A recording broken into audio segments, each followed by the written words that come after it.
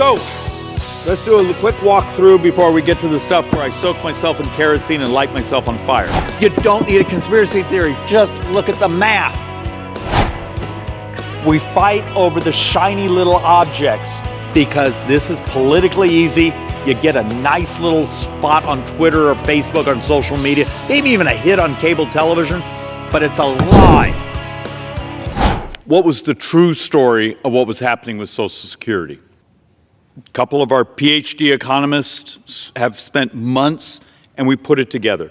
But I first want to talk a little bit about the politics of telling the truth around this place. Then I want to talk about the reality of that the Democrats are either willfully or through ignorance, their solution just doesn't get you there. And the immorality. So let's first walk through something. How many of you have heard over and over and over and over from me behind this microphone that in 2033, 2034, 25% cut because the Social Security Trust Fund is emptied? And I had a debate the other day with a Democrat member here who's running for another office, and she's going, Social Security doesn't contribute at all to the debt and deficit. She's absolutely right. That's not what we're discussing. What we're discussing is 8 or 9 years, we're going to double senior poverty. That average couple in America will take a $17,400 cut. Articles that we've been collecting of the number of baby boomers who are ending up homeless. They're ending up on the street. And yet, if you get behind this microphone and tell the truth about the math, right now, some troll in a basement is writing something saying, Schweikert mentioned Social Security, let's attack. Same thing with Medicare. This society is absolutely immoral. We have this obligation to modernize, to save, to protect. And if you step up and try to do it, you will be attacked. There's a reason we call it the third rail. Well, screw them. We're going to tell the truth here. Because the moment you start to tell the truth, you're a target. But this is the way politics works anymore. Make crap up, and then you wonder why it's toxic. It is so much easier around here to somehow pretend magic is going to fall out of the sky and everything's going to be fine. And they have no understanding of the scale of the problem. So let's actually just do a little bit of very simple math off the top of our head so you understand some of the scale. Yesterday, interest rates popped up a bit. They came down a bit today. But I think at one point yesterday, they were up 14 basis points. 1% on $34.2 trillion would be $342 billion of interest, right? And a basis point is 1/100th. So 1 basis point would be $3.4 billion, right? So the 14 basis point movement in interest rates yesterday on 10-year sovereigns, if that had stuck throughout this year, that's what, $48 billion. We borrow about $7.5 billion a day. We borrow $85,000 a second. But here's the scam. We will knife each other back and forth over math, but doing everything we can to avoid explaining the scale when a single day's interest rate movement is almost $50 billion. And then you hear members here come behind the microphone, it was $6 billion. Well, that was less than a day's worth of borrowing. Interest. And I know I'm a bit exasperated, but I'm frustrated because there's this unwillingness to understand the scale of the problem. So let's actually start to walk through the charts as we're heading to borrowing between about 2.7 to over 3 trillion this year. And remember, it was only several months ago, CBO and OMB and all those were saying, it's only going to be like a $1.6 trillion borrow. Something's horribly wrong. We've doubled it. So right now, this was our projection. We're going to borrow $1.45 trillion. That's our Social Security. That's coming out of the trust fund and out of your taxes you're paying every single day. The next line item is where we had a mistake. We were saying gross interest was going to go over $1 trillion, making interest the second most expensive thing in this government. And I have to apologize to everyone that interest, gross interest for the year wasn't $1.3 trillion. I got it wrong. It turns out it's going to be $1,067 billion. And we think this number is off. My math now is just interest this year will be $1,100 billion. No one knows what 12 zeros are. When I speak about $1 trillion with my brothers and sisters, my members of Congress, our staff, they just sort of stare at you. What you need to understand is this is a disaster. It's an absolute disaster, trillion, 1,000 billion. But yet we're going to sit here and knife each other for months and months and months over a fraction of a fraction of a fraction of this because we don't want to actually deal with the actual structural crisis. Basic math. Every dime of defense is now borrowed. Every dime of discretionary now is borrowed. And if you start to look at this math, it's about 1.4 trillion of Medicare, of the stuff we don't even get to vote on. Every dime a member of Congress votes on is now borrowed. We are clicking off another $1 trillion of borrowing every 140 days. And if you think you're going to fix that, the game of avoidance. I've had members here who will, when I start to talk about a deficit commission where we're going to have to do major redesign. Oh, David, I can't vote for that. Well, I have too many groups, but I will fight like hell to save a few $100 million here and there. That's real money. We're borrowing $85,000 a second, 7.4 billion a day. But it's great theater for our voters. Now, it's horrible math. Great theater. So understand, even the Treasury statement now confirms my math. We're borrowing over $1 trillion in interest, just the interest borrow. And total borrowing looks like it may be coming in be closer to 2.7 to 3 trillion this year. So let's do a quick walkthrough before we get to the stuff where I soak myself in kerosene and light myself on fire. Social Security spending was up 11.1% in a single year. Fiscal year 22 and 23, if you take a look at the spending on Medicare, just Medicare, not Medicaid, not Indian Health Services, not veterans, just Medicare. Spending was up 12.3. Interest up 38.7%. Anyone see a trend here? Maybe no one really cares. I know these numbers are really big. It's easier to scream and yell and worry about a shiny object or some latest conspiracy theory. You don't need a conspiracy theory. Just look at the math. So let's actually have an honest conversation of first how much trouble Social Security is and why it's absolutely moral that we keep our promises, that we actually tell the truth of here's how we're going to modernize it, here's how we're going to save it, here's what we have to do to fix it. And the reality, it has to be done with our Democrat colleagues. They got to stop using it as a tool to win elections. When those activists told you, oh, they're trying to steal your money, this and that, try to remember this. They lied to you, and we now have 20 years of data to prove it. But the big lie around here continues because it's great politics. Scare the crap out of people and then make sure they don't actually read an actuary report because that might require math, and this is a math-free zone. So let's actually walk through this. We're going to use 2034 because that's the one date we absolutely can vet, even though CBO says 2033. They both agree on a 25.2% cut in benefits.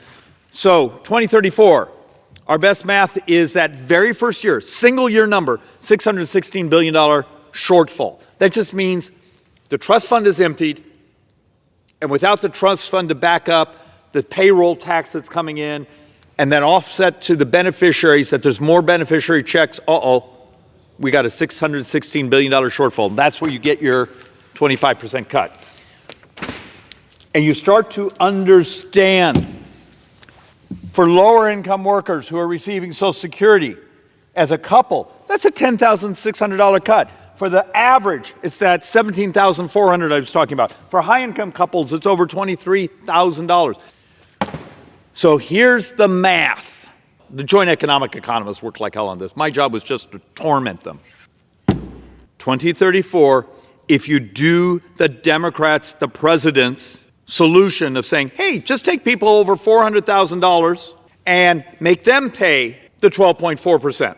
On this math, understand this. This is sort of the Democrats, the president's plan is, we're just going to tax people who make $400,000 and up and make them pay the 12.4%, but we're not going to give them any benefits for it. Okay, fine. all right? It doesn't get you close. So this is your new revenue.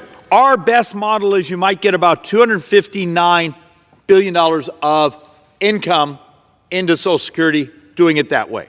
But you slow down the economy, that would be general tax revenues. And over here is your still remaining shortfall. You still have $417 billion shortfall in that single year. So next time you see an AARP attack ad on someone because they were willing to try to talk about saving Social Security, I hope they tell you the truth, saying, hey, our plan we've supported of raising this tax looks like it doesn't even cover half. Matter of fact, it only covers like 30-40% of the shortfall. I did this chart just to basically re-emphasize what's going on in those math. Shortfall, tax receipts. Tax receipts with the higher tax receipts without it, because it also actually has an effect on the general fund. General fund tax receipts go down. All right, so now let's go to the other proposal. Well, let's not do people $400,000 and up. Let's do everyone at $250,000 and up. Remember, this is 8-9 years from now. Remember, we're now working on we should be working, it's not like we're doing anything useful here, the 2025 fiscal year budget. So now we're talking about the 2033, 2034 fiscal budgets. Well, if you take everyone that makes $250,000 and up, and you subject them to the 12.4%, okay, fine. You get our best model, about $380 billion of taxes, leaving $237 billion short, and you slowed down tax receipts by $88 billion.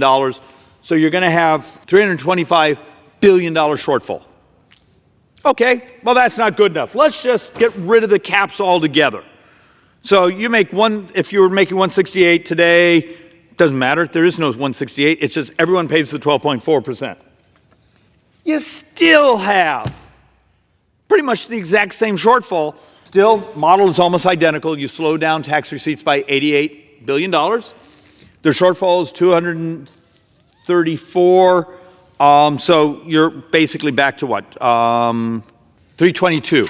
My reason we do this is not to end my political career, but to tell the truth. Is it moral to be it's right in front of us. It's coming. We know it's coming. There's actuarial reports from Social Security, from CBO, from private groups, those around us. Then there's the political ones who just lie to you because they want you to send them a contribution or they want Democrats to win the next election, which I believe those groups are absolutely immoral. I believe what the Democrats have been doing is absolutely immoral. But damn it, they care about winning the election, next election a hell lot more than they care about doubling senior poverty, of the number of baby boomers who are expected to be homeless in a decade. And somehow, when they say, oh, we'll just take care of the shortfall, we'll just get rid of the cap on rich people, it doesn't get you where you got to go. Is there any leadership around here other than, me as an idiot getting behind this microphone and telling people the truth? I beg of you, if you're a voter out there, don't let some politician squirm out of, well, if we just taxed rich people more, we'd have plenty of money. That's not true. Demand the morality that this government's going to keep its promises. This chart here is now 2 years old. The top line here is not $116 trillion of debt. Now it's assumed to be closer to $130 trillion of debt over the next 30 years. Every dime of debt between today and 30 years. Who's going to tell you that? Come on, it's all over. I mean, you can go, if anyone actually reads the reports, it's there. So, but that's uncomfortable.